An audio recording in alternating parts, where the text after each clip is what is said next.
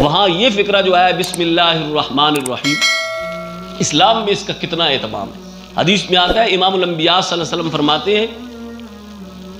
کہ مجھ پر ایک ایسی آیت اتری ہے جو کسی نبی پر بھی سوائے سلیمان علیہ السلام کے ایسی آیت نازل نہیں ہوئی، وہ آیت ہے بسم اللہ الرحمن الرحیم۔ حضرت جابر رضی اللہ تعالیٰ عنہ کہتے ہیں کہ جب یہ آیت نازل ہوئی تو اس وقت بادل مشرق کی طرف سمٹ گیا، ہوائیں ساکن ہو گئی، سمندر ٹھہر گیا۔ پروردگار عالم نے کہا کہ مجھے اپنی عزت و جلال کی قسم ہے، میرے نام کو جو آدمی جس پر پڑھے گا اس پر میں لازماً برکت رکھ دوں گا۔ یہ ابن کثیر میں حدیث آتی ہے، اس میں نقل کی ہوئی ہے۔ باقی امام الانبیاء صلی اللہ علیہ وسلم کے فرمودات بسم اللہ الرحمن الرحیم کے بارے میں کہ کل امر ذی بال لم یبدا بسم اللہ فہو اقطع، ہر وہ اہم اور جائز کام جس میں بسم اللہ نہ پڑھی جائے تو وہ ناتمام اور بے برکت رہتا ہے۔ آج اکثر لوگوں کو یہ کہتے ہوئے سنا گیا ہے ہمارے گھر میں اثرات ہیں، ہمارے گھر میں شیاطین ہیں، جنات کا اثر ہے۔ آپ صلی اللہ علیہ وسلم نے امت کو تلقین کی، بسم اللہ الرحمن الرحیم پڑھنے کی تلقین کی، اور ساتھ ساتھ فائدہ بتا دیا کہ جو شخص اپنے گھر میں داخل ہوتے وقت بسم اللہ الرحمن الرحیم پڑھے گا اس کا فائدہ بیان کرتے ہوئے امام الانبیاء صلی اللہ علیہ وسلم نے فرمایا کہ جب کوئی آدمی بسم اللہ پڑھ کر اپنے گھر میں داخل ہوتا ہے تو شیطان اپنے ساتھیوں کو، اپنے حواریوں کو اکٹھے کر کے کہتا ہے لا مبیت لکم ولا عشاء لکم، اس گھر میں نہ تمہارے لیے ٹھکانہ ہے نہ تمہارے لیے کھانا ہے۔ اور جب کوئی آدمی اپنے گھر میں داخل ہوتا ہے لاپرواہی کے ساتھ اندر چلا جاتا ہے، بسم اللہ الرحمن الرحیم نہیں پڑھتا، اللہ کا نام نہیں لیتا، تو شیطان اپنے حواریوں کو، اپنے ساتھیوں کو جمع کرتے ہوئے کہتا ہے کہ ادرکتم المبیت والعشاء لکم، آؤ یہاں تمہارے لیے ٹھکانہ بھی موجود ہے، تمہارے لیے کھانا بھی موجود ہے۔ اور آپ صلی اللہ علیہ وسلم کا فرمان ہے کہ جو دروازے گھر کے بسم اللہ الرحمن الرحیم پڑھ کے بند کر دیے جاتے ہیں شیطان ان دروازوں کو نہیں کھول سکتا۔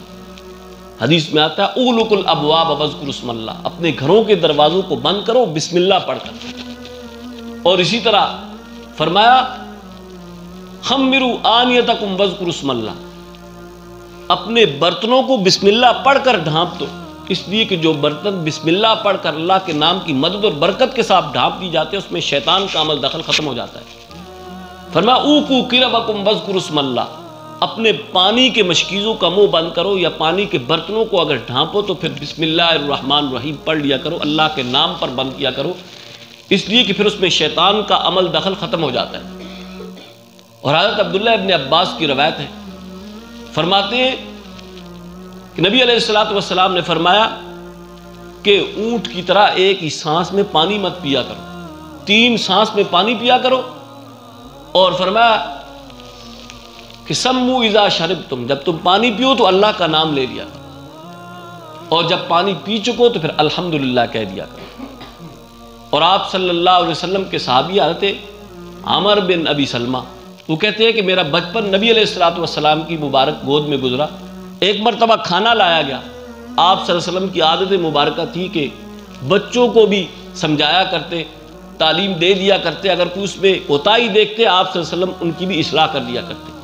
حضرت عمر بن ابی سلمہ کہتے ہیں کہ میں برتن میں بے تحاشا ہاتھ اپنا گھمانے لگا، نبی علیہ السلام نے میرا ہاتھ پکڑ لیا اور پکڑ کے کہا یا غلام، وہ لڑکے، کل سم اللہ، اللہ کا نام لے کر کھا، کل مما یلیک، اپنے سامنے سے کھا، کل بیمینک، اپنے دائیں ہاتھ کے ساتھ کھا۔ آج بچوں کو کون اس طرح کی اصلاح کی کلمات اور اس طرح کی اصلاح کرتا ہے؟ امام الانبیاء صلی اللہ علیہ وسلم نے ہر چیز کے بارے میں ارشادات فرمائے ہیں، ہدایات موجود ہیں۔ آپ صلی اللہ علیہ وسلم کے بارے میں حضرت عائشہ صدیقہ رضی اللہ تعالیٰ عنہ فرماتی ہے نبی علیہ السلام رات سونے کے لیے بستر پر آتے، کتنا اہتمام ہے اللہ کے نام کا، تو بستر کو جھاڑ لیا کرتے اور دائیں ہاتھ پر اپنا رخسار مبارک رکھتے، سوتے، یہ دعا پڑھتے اللہم بسمک اموت واحیا، اے پروردگار تیرے نام کے ساتھ، تیرے نام کی مدد اور برکت کے ساتھ میں سوتا ہوں، تیرے نام کی مدد اور برکت کے ساتھ میں اٹھوں گا۔ اسی طرح آپ صلی اللہ علیہ وسلم کا فرمان ہے مسجد میں داخل ہوتے وقت، مسجد سے نکلتے وقت عام مشہور دعائی یہی ہے، اللہم افتح لی ابواب رحمتک، اللہم انی اسألک من فضلک و برحمتک۔ لیکن حضرت فاطمہ رضی اللہ تعالیٰ عنہ سے یہ الفاظ بھی منقول ہے کہ جو مسجد میں آئے تو بسم اللہ پڑھ لیں، بسم اللہ والسلام علی رسول اللہ، اللہم اغفر لی ذنوبی وافتح لی ابواب رحمتک، اللہ کے نام کی مدد اور برکت کے ساتھ، والسلام علی رسول اللہ، اور اللہ کے رسول پر سلامتی ہو،